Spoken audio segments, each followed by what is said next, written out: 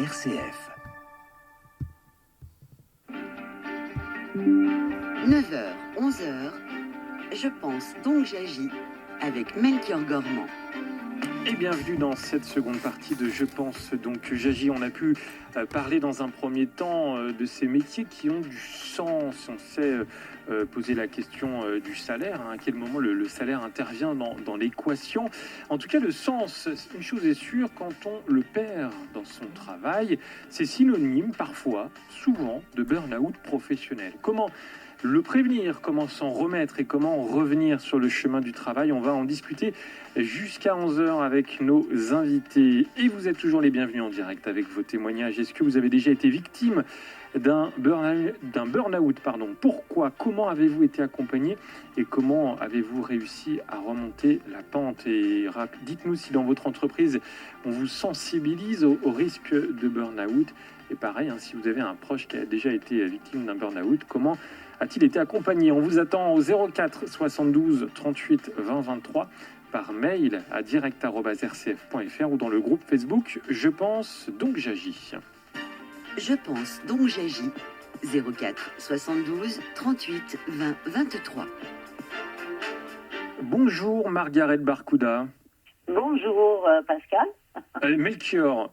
Ah Melchior, bonjour Melchior, excusez-moi. Pas de problème. Enchanté Margaret, vous êtes la présidente d'une association qui s'appelle Stop au Burn-out que vous allez nous présenter dans un instant. Bonjour docteur Fabrice Bach. Bonjour. Bienvenue sur RCF. Merci à vous. Vous êtes psychologue cognitiviste. Tout à fait, tout à fait. Et vous êtes le cofondateur d'une association lyonnaise, l'association VLB, Vaincre le Burn-out. Complètement. Alors, la première question, comme ça, on va tout de suite entrer dans le sujet. Qu'est-ce que c'est le burn-out ?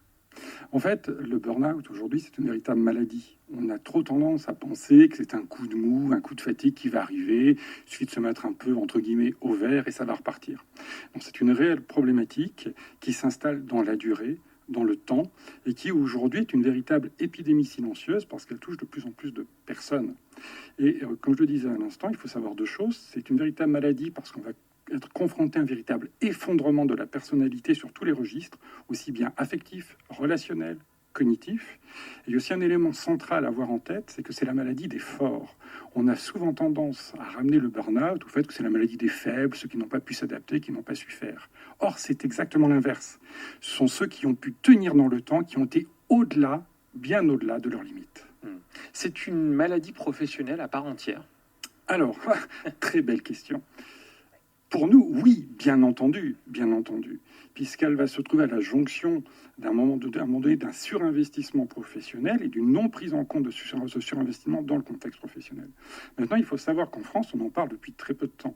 Aux États-Unis, le premier à en avoir parlé, c'était un psychiatre, Freudenberger, en 1974. Qui s'était rendu compte que dans une consultation, il y avait des personnes, il écrivait lui-même, qui sont parfois victimes d'un incendie, tout comme les immeubles. Extérieurement, il n'y a rien, mais à l'intérieur, on a l'impression qu'ils ont été dévastés. En France, on a commencé à en parler le 28 février 2016. Ouais. C'est impressionnant. C'est très récent. Ah oui, complètement. Un rapport qui avait été remis à l'Académie de santé par le professeur Ollier et le docteur Légeron, qui ont caractériser cette problématique. C'est passé à l'Assemblée nationale en 2017, le 15 février 2017, et la Haute Autorité de Santé a validé l'existence de cette problématique le 22 mai 2017. C'est effectivement chez nous en France quelque chose de très récent. Et pourquoi est-ce que ça a été aussi long? La problématique, c'est qu'on a identifié globalement 132 symptômes différents. Donc les problématiques liées au burn-out sont multiples. On va avoir des problématiques émotionnelles, comportementales, motivationnelles, cognitives. Et donc ce qui floutait un peu les éléments. Et je pense qu'on pourra y revenir au cours de cette émission. Il y a aussi une distinction à faire, et on pourra y revenir plus longuement, une distinction très importante entre burn-out et dépression. Ce sont deux choses totalement différentes.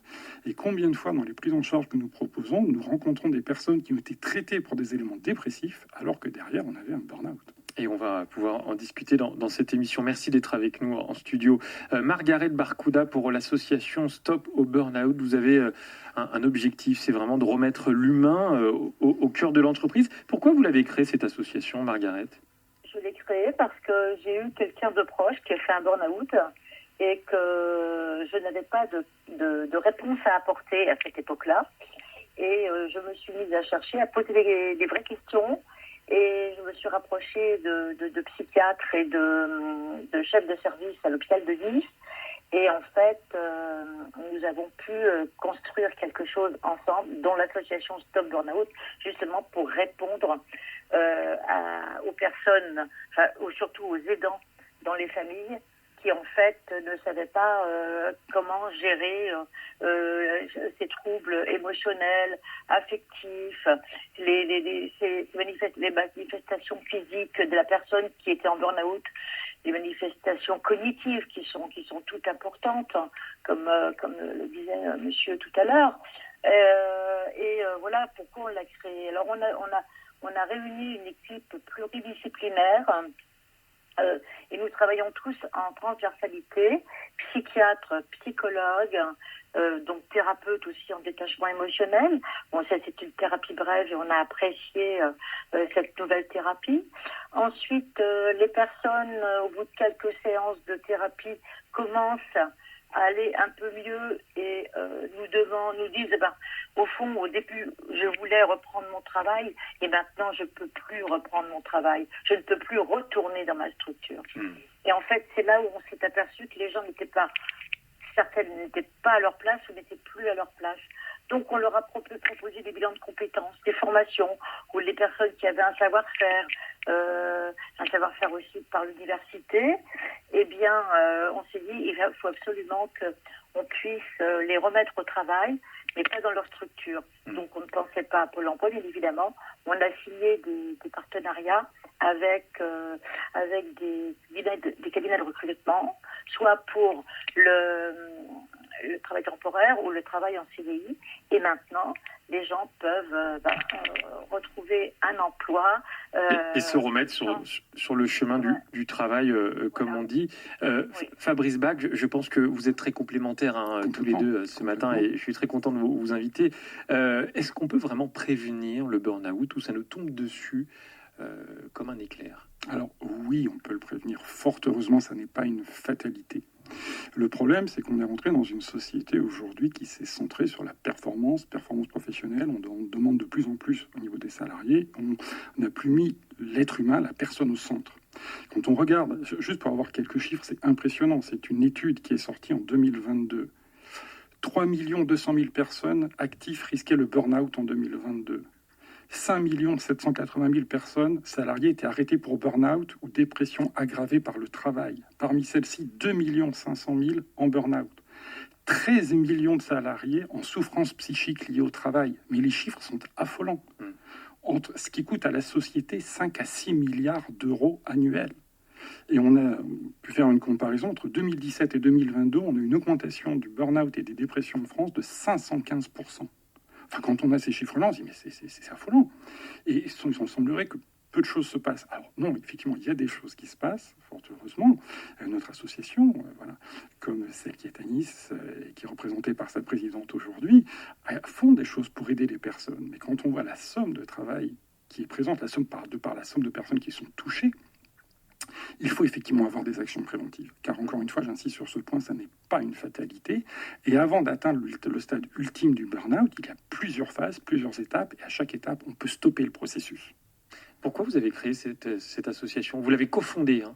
Tout à fait, tout à fait. En fait, à l'initiative, effectivement, d'une personne, donc de notre présidente, qui a été sensibilisée à cette question et qui a cherché, effectivement, à réunir des professionnels de la santé, médicaux et paramédicaux, psychiatres, psychologues du travail, etc., pour aboutir à une meilleure compréhension de cette problématique et prise en charge. Alors pourquoi? La question est très importante. Premier élément, c'est que on avait une anarchie qui était la plus totale dans la prise en charge. Oui. Deuxième élément, on avait un manque de formation des professionnels. Le premier professionnel touché, c'est le médecin généraliste qui voit son patient arriver, qui dit « je me sens pas bien, ça va pas au travail ». Et combien de fois on a des médecins qui mettent la personne en arrêt pendant 10 jours, et qui leur disent au bout de 10 jours, bon maintenant il faut y retourner. Nous, nos praticiens, le premier arrêt c'est 6 mois, renouvelable 3 fois, donc on peut arrêter pendant 1 an et demi. Parce qu'encore une fois, la problématique, c'est que si le burn-out n'est pas bien pris en charge, derrière, il peut y avoir une récidive. Et la récidive est plus grave que la première fois. On a constaté aussi des médicamentations qui traitaient que les symptômes. On parlait tout à l'heure, on y reviendra sur cette problématique liée à la dépression. Et puis, je le disais à l'instant, un retour au travail trop rapide. Ouais. Et l'idée de connecter ces différents professionnels était ensuite de pouvoir proposer et créer des programmes de prise en charge, ce qu'on avait appelé effectivement 12 jours pour renaître, pour permettre à ces personnes de se redynamiser, retrouver un sens dans leur vie. Et vous avez toutes et tous la parole au 04 72 38 20 23 pour nous parler du burn-out. Si vous en avez été victime ou un de vos proches, comment vous avez été accompagné. Bonjour Christelle. Bonjour. Donc moi j'ai eu un burn-out le 23 décembre 2013. Un gros burn-out, je suis restée couchée 1 mois et demi. Donc j'étais manager cadre dans la grande distribution avec beaucoup d'horaires, beaucoup d'argent à gérer. Voilà, un métier qui me passionnait. Je l'ai pas vu venir, j'ai été fatiguée, mais bon, à l'époque, on me faisait une petite dose de rappel avec pas mal de vitamines, j'allais au soleil un peu, et puis hop, ça y est, ça repartait. Et ce 23 décembre, c'est moi qui ouvrais le magasin, je travaillais, voilà, j'étais responsable. Et j'ai pas pu ouvrir le magasin, donc j'ai appelé mes collègues.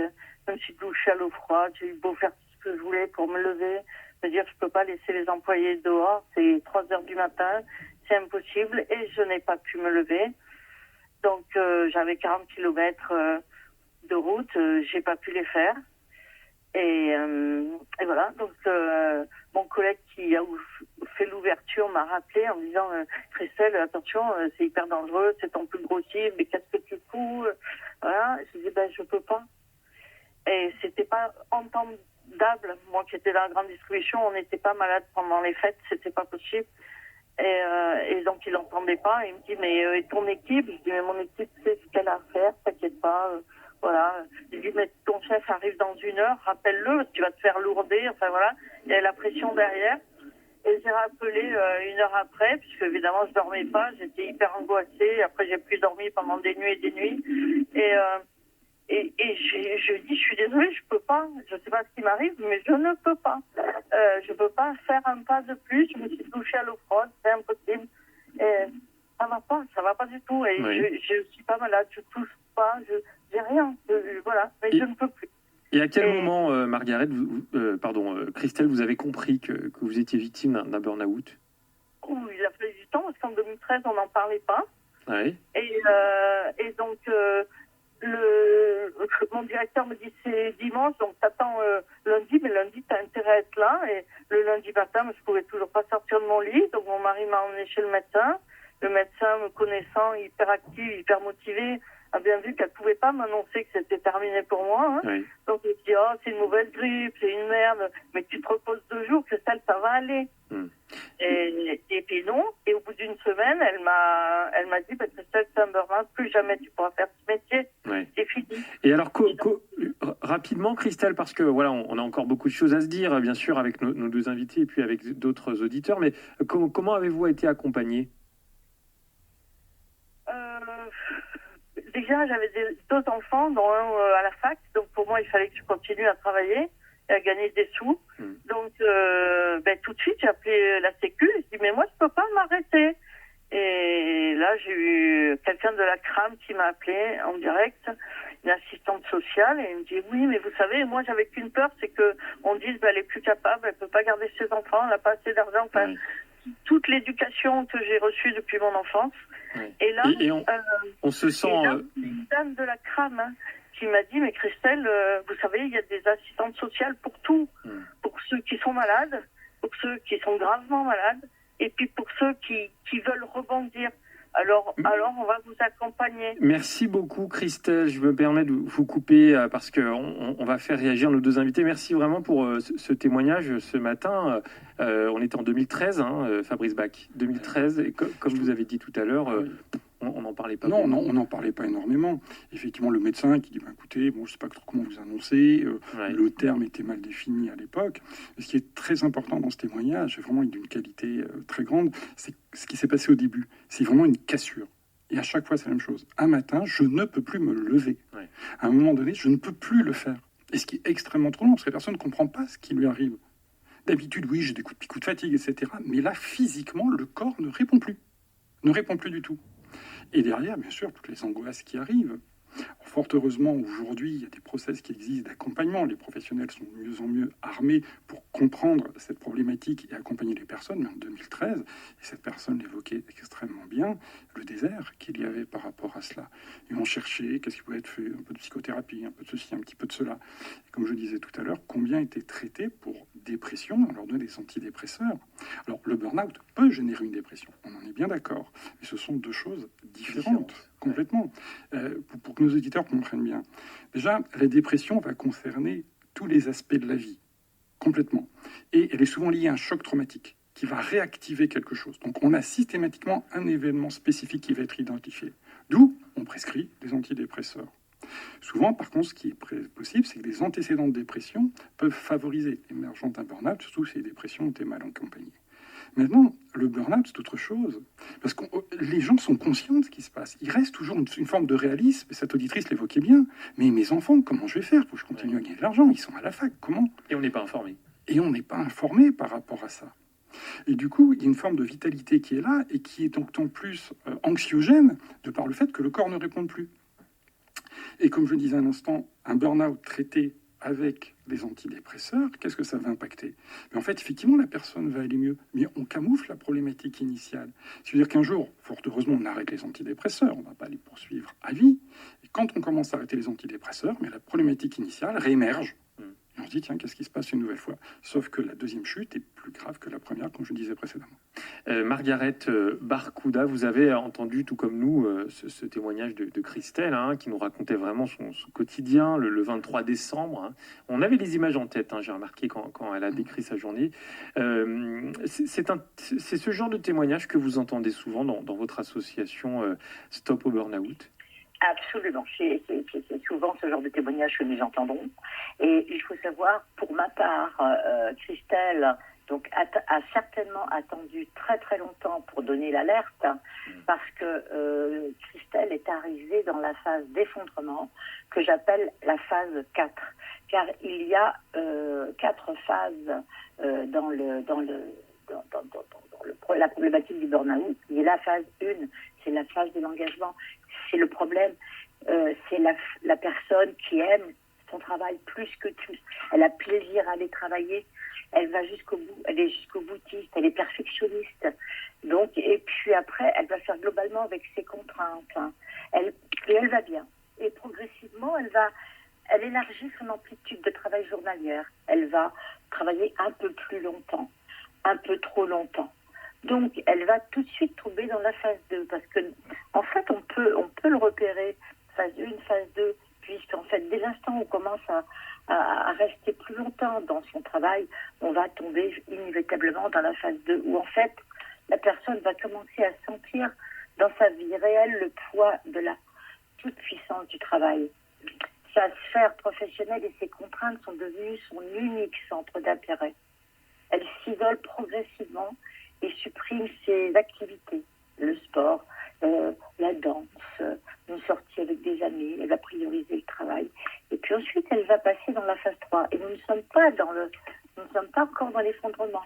Mais là, il va se passer que la personne va travailler encore de plus en plus, et d'une manière excessive, et même d'une manière compulsive. Et elle se rend au travail avec angoisse et anxiété. Elle est placée dans un état de stress chronique, non ponctuel et passager. Ce rythme de travail soutenu génère de la nervosité chez elle. Son environnement de travail l'oppresse. Elle fait des erreurs, elle commence à douter d'elle-même et de ses capacités. Elle se sent même coupable et pas à sa place. Elle rentre dans une situation où elle est à côté d'elle-même et elle a du mal à tenir ses objectifs. Vous voyez, ouais. Et ensuite, là, alors un matin, elle ne peut pas se lever, donc c'est ce que j'ai bien entendu. Elle ne peut pas se lever. C'est l'effondrement. C'est ce que disait Christelle dans son témoignage à Fabrice Bach. Oui, tout à fait. Ce qui est intéressant, effectivement, on a très bien identifié ces 4 phases, et à chaque phase, on peut faire quelque chose. C'est-à-dire sur la première phase, où effectivement, on va commencer, la personne à avoir des petits signes récurrents, de stress, de tension, on peut réagir facilement sur la phase 1, ce qui est la phase d'alarme. C'est-à-dire comment il faut identifier les facteurs qui sont stressants, et qu'est-ce qu'on va mettre en place? Des stratégies contre la fatigue et le stress. Et là, la personne peut être vigilante vis-à-vis d'elle-même. Quand on atteint la phase 2, effectivement, où les symptômes qui étaient présents dans la phase 1, ce qui est très particulier, c'est qu'ils disparaissent. Donc la personne se sent bien, et c'est ce qu'on appelle aussi la phase de déni-habituation. J'ai un déni de ce qui se passait, je m'habitue. Donc finalement, j'augmente ma tolérance au stress, donc finalement, ce que j'avais initialement, ça disparaît. Là, qu'est-ce qui peut être important? La présence d'un bon réseau social. Les gens autour qui vont être présents, parce que finalement, il y a aussi un élément important, nous sommes tous soignants. Nous sommes tous des lanceurs d'alerte pour les personnes qui peuvent être en danger. Et un bon réseau social dans la phase 2 permet justement de dire, mais attends, qu'est-ce qui se passe? Qu'est-ce qui ne va pas actuellement? Je te sens véritablement quand même encore plus trop investi. Et là, effectivement, idem, on peut diminuer. La phase 3, phase de rupture, les symptômes de la phase 1 réapparaissent intensifiés. Et la personne ne comprend pas. Donc elle s'investit encore plus. Là, il faut consulter immédiatement un médecin qui va commencer à prescrire un arrêt parce qu'il faut commencer à marquer un état de rupture. Dans ces 3 phases, tout peut s'arrêter. On n'est pas encore en phase de burn-out. Alors, c'est ce que je voulais vous dire, parce qu'on parle aussi du sens, le sens qu'on donne dans son travail. Est-ce qu'on peut quand même beaucoup travailler, ne pas être stressé, rester peut-être un peu tard le soir parce qu'on a des collègues qu'on aime bien? Est-ce que c'est alarmant, ou alors ça fait partie aussi de la vie professionnelle, la vie de famille au travail? C'est un peu compliqué, vous voyez ce que je veux dire? Tout à fait. Il ne faut pas être alarmiste. Tout à fait. Et d'ailleurs, il y a quelque chose de très intéressant dans ce que vous évoquez, vie professionnelle et vie familiale. Ouais. Avec le confinement et avec la situation de la Covid, il s'est passé quelque chose de très particulier. Je pouvais avoir une difficulté dans ma vie professionnelle, je me reposais à la maison, dans ma vie personnelle. Inversement, j'avais une difficulté à la maison qui me prenait la tête. Au travail, finalement, je me réinvestissais dans autre chose. Oui. Le travail est rentré à la maison. C'est vrai. Et on n'a pas préparé les gens à cela. Oui. Absolument pas. Du jour au lendemain, on les a mis en télétravail, c'est bon. Oui, c'est une évolution naturelle dans la société. Aux États-Unis, ça se fait depuis des années. Ça s'est fait brutalement. Et les gens n'étaient pas prêts à cela. Donc effectivement, des gens qui apprécient leur travail, qui aiment cela, qui sont épanouis, peuvent s'investir beaucoup, mais ne vont pas forcément s'épuiser. Voilà. C'est ça la différence. Ouais. Il y a toujours cette notion du plaisir qui est présente. Oui, il y a des problèmes, j'ai solutionne, etc. La particularité, par exemple, au niveau du burn-out, vous évoquez cette mise en sens, surinvestissement. Aujourd'hui, nos travaux ont permis d'identifier 7 formes de burn-out totalement différentes. Ce qui permet d'avoir des modalités de prise en charge qui sont extrêmement ciblées. Comme dit un de mes amis psychiatres, on est à la limite du chirurgical. Parce qu'en fonction des modalités d'organisation et de fonctionnement de la pensée de la personne, elle va présenter une forme de burn-out spécifique, ce qui va avoir des conséquences spécifiques sur sa vie affective, personnelle, cognitive et familiale. C'est passionnant, on a plein de choses à se raconter tous les 3 ce matin. Et puis bien sûr, tout comme Christelle, si vous avez été victime d'un burn-out, dites-nous comment ça s'est passé pour vous, comment vous avez été accompagné, et si vous avez réussi à remonter la pente, à retrouver le chemin du travail, venez vraiment le dire au 04 72 38 20 23. Je pense, donc j'agis. Une émission présentée par Melchior Gormand.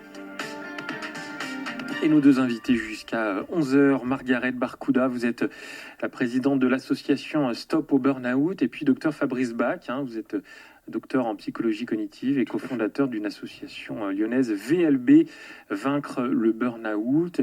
On entendait cette chanson, Ma place, trouver sa place au travail. Si on ne la trouve pas, est-ce qu'on peut justement tomber dans une forme de burn-out au bout d'un moment? Tout à fait, parce qu'on va être fragilisé. Et cette question de trouver sa place dans le contexte professionnel est très importante. Aujourd'hui, il y a une crise sociétale qui est présente, qui va dire, prenez le travail tel qu'il se présente, et puis tant mieux, au moins vous avez un job et vous gagnez un salaire, vous vivez. Job alimentaire, comme on dit. Voilà, exactement. Ouais. Le problème d'un job alimentaire, s'il est fait sur du court terme, pourquoi pas? S'il dure dans le temps, on rentre dans des risques de fragilisation de la personne. Et aujourd'hui, un des éléments qu'on a pu identifier comme étant un des facteurs prédisposants au burn-out, ce sont des processus de suradaptation qu'ont les personnes. C'est-à-dire, il y a 2 processus qui existent. L'adaptation, on la vit tous, c'est quelque chose de normal.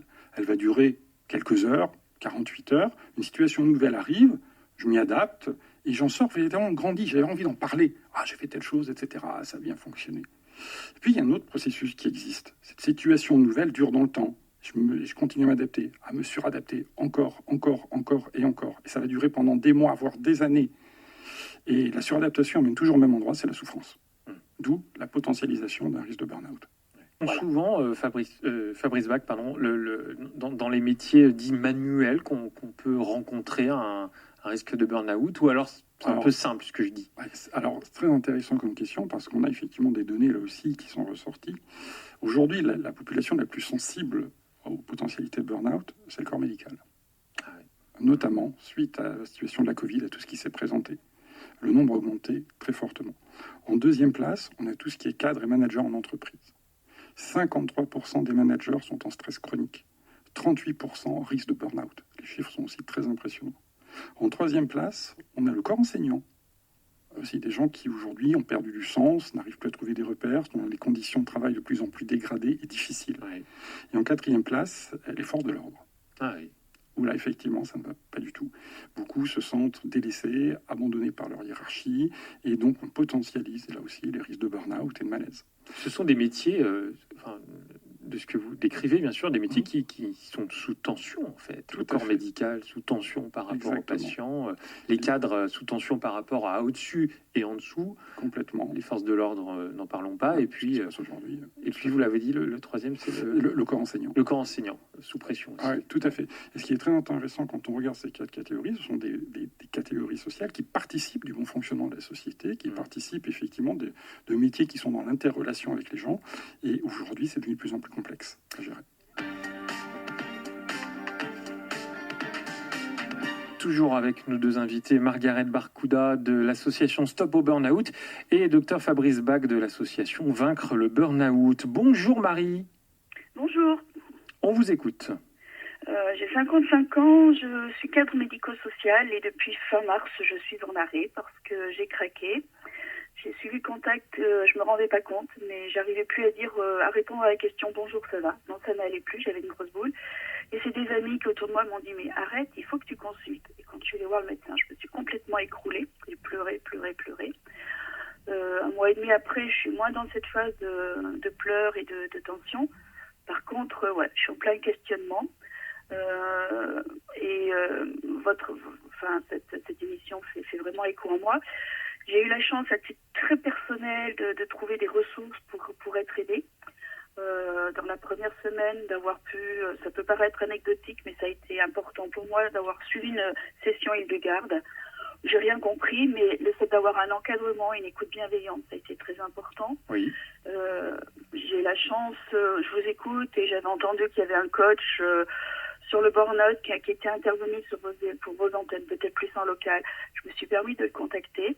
Et au niveau professionnel, quand j'ai contacté mon service ressources humaines, on m'a dit « Non, mais toi, Marie-Laure, c'est pas trop grave, ça va aller. » Moi, j'ai le sentiment que je suis sur une pente. Je suis peut-être pas en bas de la pente, mais je suis pas en haut de la pente encore. Voilà. Et c'est vrai, j'aimais mon métier. Je suis dans l'accompagnement du maintien à domicile. J'ai une super équipe, j'encadre une équipe d'agents investis et tout.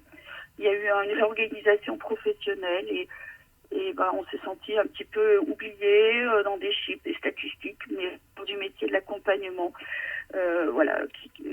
j'ai senti que ça dépassait un petit peu. Voilà. Donc du coup, plein de questionnements. Cette notion de temps dont vous parlez, oui. Parce que moi, ça fait un mois et demi, je suis en arrêt là jusqu'à fin mai. Je me dis mais comment,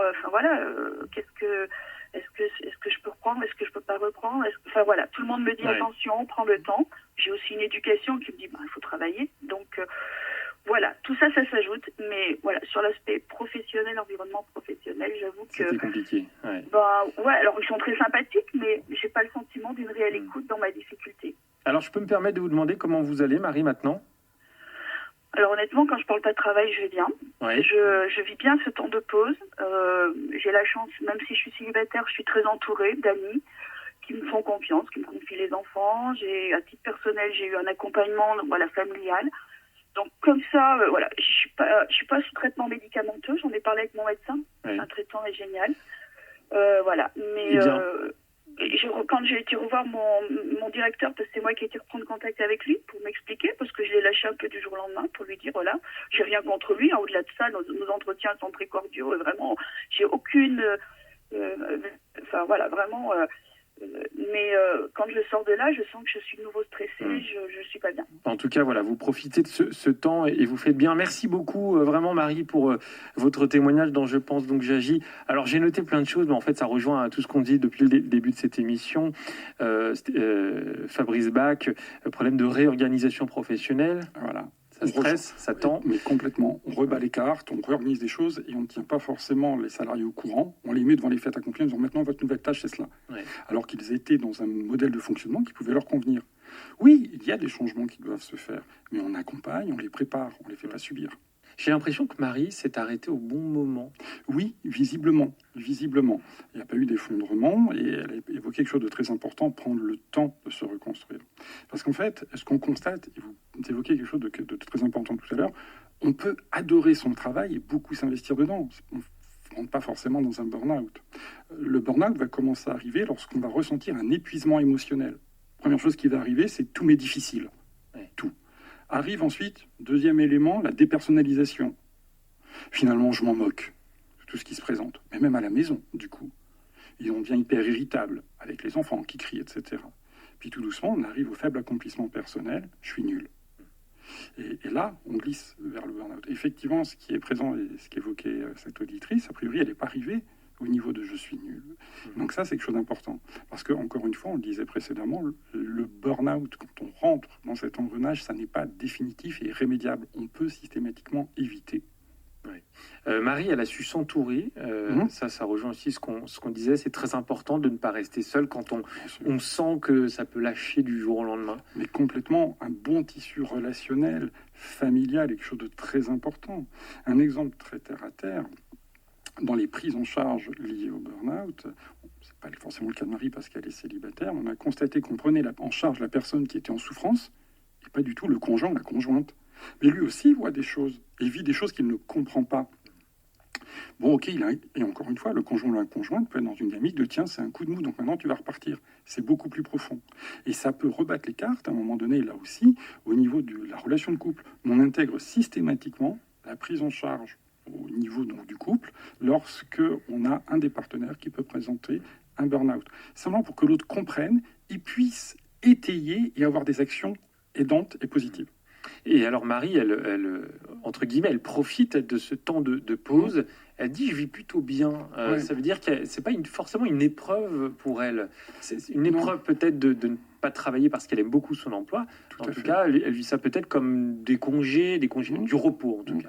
Et c'est là où il faut être vigilant parce qu'effectivement, elle a pu s'arrêter, se dire bon voilà, mais dès qu'on ne parle pas de travail, je me sens globalement bien parce qu'effectivement, le facteur anxiogène, c'est le facteur travail. Ouais. Là, le stress revient tout de suite. C'est ce qu'elle disait. C'est ce qu'elle disait. Ouais. Dès qu'on commence à reparler de ça et on voit combien de personnes qui sont arrêtées, qui retournent voir leur médecin traitant parce qu'il va falloir retourner dans le contexte professionnel, et tous le disent très très bien. On commence à avoir des boules au ventre, on va se sentir pas très bien, être anxieux, est-ce que je peux y retourner, qu'est-ce qui va se passer, est-ce que ça va recommencer comme avant. D'où cette notion de temporalité est véritablement centrale et vitale pour réfléchir sur soi, se remettre en cause, pouvoir parfois être accompagné dans cette réflexion. C'est pas toujours évident parce qu'on est tous héritiers d'un système éducatif parental qui nous amène parfois à surinvestir la dimension professionnelle. Margaret Barracuda, on entendait tout à l'heure le docteur Fabrice Bach nous donner les différents secteurs, les différents corps de métier où il y avait un risque de burn-out, et notamment le corps enseignant, l'éducation nationale. Pour grossir, ça aussi, je sais que dans l'association Stop au burn-out, c'est très important de le rappeler.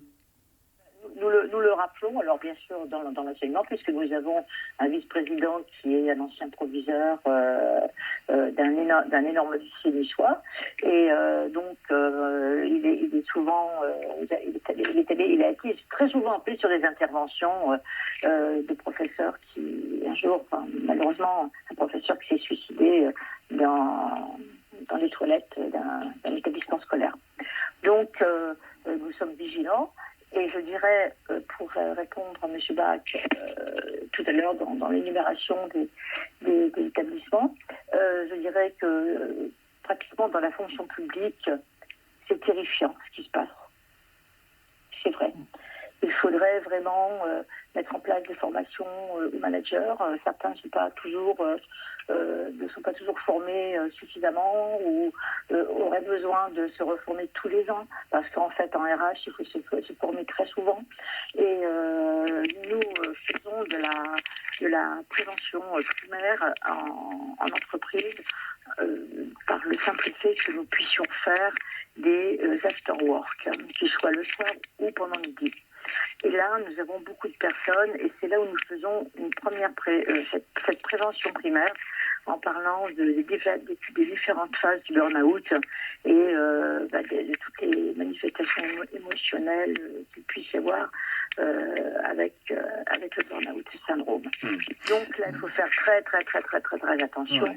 Et il est vrai que beaucoup ont été atteints. Tous ne sont pas morts, mais beaucoup ont été atteints. Ouais. Sont atteints. On a reçu un message de Martine qui nous dit qu'elle est retraitée depuis l'année dernière. Elle est tombée malade en 2012. Elle travaillait alors sur une plateforme informatique. Elle a été soignée pour dépression. Alors, Fabrice Bach, ça vous parle. Toujours en traitement et son médecin lui dit qu'elle sera sous traitement à vie. Et Martine a dit que j'étais en surinvestissement. C'est typique, hein, c'est ce que vous avez décrit tout à l'heure. Mais comment on fait? Parce que des témoignages comme Martine, on en reçoit beaucoup. Des personnes qui ont fait un burn-out et qui sont traitées pour dépression, donc avec des antidépresseurs. Comment on peut sortir de ce cercle un peu vicieux des antidépresseurs? Alors déjà, un élément central, surtout auprès de nos auditeurs, on ne les arrête pas du jour au lendemain. Oui. C'est vraiment central. Lorsqu'on prend des antidépresseurs pendant un temps assez long, on va les diminuer progressivement avec l'aide du médecin. Après, je dirais, c'est plusieurs choses. C'est pouvoir rencontrer des professionnels qui vont ramener un autre diagnostic complémentaire. Encore une fois, le burn-out peut générer une dépression. Ouais. On traite la dépression, mais il y a autre chose en dessous. Donc, traiter le symptôme, effectivement, c'est à vie, traiter les symptômes.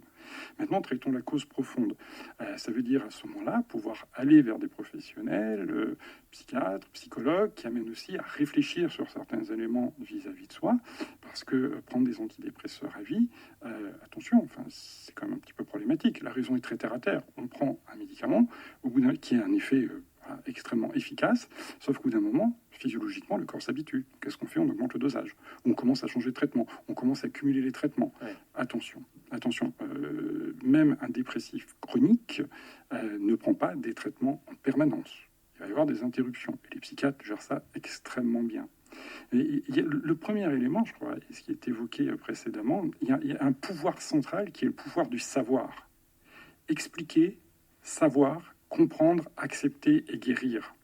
Et savoir ce qu'il en est, c'est vraiment l'élément central. Une étude qui avait été faite au Canada, les Canadiens font beaucoup de choses, qui avait établi que si 10% des stressés chroniques canadiens étaient simplement formés à reconnaître le stress, juste ça, rien de plus, ça ferait une économie d'1 milliard de dollars par an. 10%. Effectivement, cette nécessité incontournable, parce que vaincre le burn-out, c'est aussi former les personnes à identifier. Nous sommes tous des soignants, et ça on l'oublie très facilement. Et les managers sont aussi des soignants, sont des gens qui observent leurs collaborateurs, qui peuvent remarquer des choses. Mais faut-il avoir la bonne grille de lecture? Et aller dans le monde de l'entreprise et porter ce message est vraiment central. Faire quelque chose pour la qualité de vie au travail qui consiste à mettre des plantes vertes, mettre une jolie salle avec une couleur pastel très agréable et des croissants, non, c'est pas ce qui va solutionner. Il y a des choses de fond qui peuvent être faites et toutes les études l'ont montré. Lorsqu'on travaille sur la qualité de vie au travail, lorsqu'on informe les personnes, ils sont mieux au travail, du coup leur productivité s'en ressent. C'est hallucinant. Alors qu'à l'inverse, on met de la pression pour avoir plus de productivité, on en a moins, et on met les personnes en situation de stress, de tension et donc de rupture. Où est-ce qu'on en est en France dans à la fois la reconnaissance du burn-out, la comptabilisation aussi du nombre de personnes qui en sont victimes? Est-ce que ça avance ou pas? Parce que Emmanuel Macron parlait il y a quelques semaines d'inventer un pacte de la vie au travail. Qu'est-ce que ça veut dire? Est-ce que parce qu'on dit souvent qu'en France on est les champions d'Europe de burn-out. Est-ce que ça avance? Alors, est-ce que ça avance? Il y a beaucoup de projets, oui. Dans les faits, est-ce qu'ils aboutiront? On attend de voir. Le burn-out n'est pas une maladie professionnelle. C'est hallucinant quand même. Ouais. Euh, C'est reconnu dans beaucoup de pays.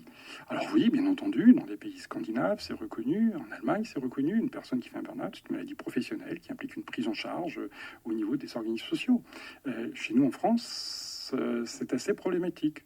Le mot burn-out n'est pas reconnu, alors que la Haute Autorité de Santé dit oui, c'est une problématique qui existe. On parle du syndrome de suradaptation professionnelle.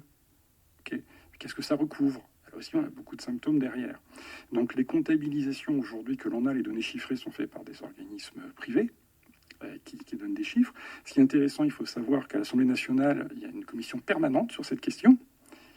Bon, c'est un peu embêtant parce qu'ils n'auditionnent pas forcément les professionnels qui travaillent. Il y a quelques années, ils ont sorti un rapport qui identifiait quand même en France 134 burn-out. 130. Sur 66 millions de personnes, c'est quand même un petit peu paraît peu. Alors qu'on dit que 17% de la population en France serait victime de burn-out. Et on a 13 millions de personnes qui sont en situation de stress chronique au travail. C'est énorme en termes de pourcentage de personnes. Je pense, donc j'agis. Une émission présentée par Melchior Gormand. Nous, en tout cas, le bonheur, on le cherche. Ce matin, on essaye d'avoir du sens dans son travail sans tomber dans une forme de burn-out. Et on est accompagné de deux invités. Fabrice Bach, cofondateur de l'association Vaincre le burn-out. Et puis Margaret Barcouda de l'association Stop au burn-out. Margaret, j'aimerais qu'on insiste sur la prévention, la prévention primaire. Comment est-ce qu'on peut en parler du burn-out dans les entreprises, avec les managers, avec tous les employés d'ailleurs? Eh bien, écoutez, nous sommes proches des managers et des employés en faisant des ateliers, donc ce que je disais tout à l'heure, des after-work, ou pendant midi, ou le soir. Et on arrive à toucher un certain nombre de personnes, ou alors nous faisons des conférences. Et ensuite, certains DRH, c'est à l'initiative de certains DRH, et ensuite, certaines personnes intéressées nous appellent et nous allons leur faire un atelier personnel pour le repérage et des crises de burn-out. Voilà, des informations, des conférences, et ça a son importance. Il y a beaucoup de travail encore, Fabrice Bach. Ah oui, tout à fait. Nous sommes régulièrement sollicités, effectivement, comme un conseiller sur le plan de la prise en charge du burn-out au niveau de l'entreprise, de la sensibilisation des personnels. C'est vrai que nous avons une vision peut-être un petit peu différente, puisque lorsqu'on intervient dans l'entreprise, on souhaite intervenir auprès de l'ensemble des salariés de l'entreprise, quels qu'ils soient, pour que tout le monde ait le même message et que ça mette en place un axe directeur. Et l'information est vitale. Par exemple, 5 vérités sur le burn-out, très terre à terre. 1. Tout le monde peut être concerné, quel que soit l'âge. 2. L'irritabilité est un signe avant-coureur. 3. C'est pas un simple coup de mou ou un coup de fatigue, c'est une réelle maladie. 4. Il est bien différent d'une dépression, on l'a expliqué tout à l'heure. 5. Ça n'est pas la maladie des faibles, mais celle des forts. C'est vraiment, et je martèle ce message. Et dernier point, le principal ennemi, c'est soi-même. C'est ça qui est troublant. On se bat contre soi-même. Maintenant, pour pouvoir avoir des principes préventifs pour éviter la chute, déjà, attention au perfectionnisme. C'est un facteur aggravant pour le burn-out. Attention au manque de confiance en soi qui va amener un surinvestissement. Attention à l'impression de manque de compétences. Et je souligne bien l'impression. Et bien sûr, attention au manque d'affirmation de soi, la personne qui ne sait pas dire non. Et à titre véritablement préventif, pour tous les auditeurs qui peuvent nous écouter, il y a des choses qui peuvent se faire. Déjà, c'est être actif, pour avoir une activité physique. Ouais. Avoir une activité physique, c'est quelque chose de positif pour soi. 2, être attentif et pouvoir s'accorder des temps de détente et d'apaisement. Pouvoir se recentrer sur soi. Ça n'est pas de l'égoïsme, c'est de l'égocentrisme. L'égocentrisme est quelque chose de positif, puisqu'une fois qu'on s'est ressourcé, on va pouvoir redistribuer aux autres. L'égoïsme, c'est que pour moi et rien que pour moi. 3, être conscient et avoir une bonne connaissance de soi, de ses limites, de ses forces, de ses faiblesses, nous en avons tous.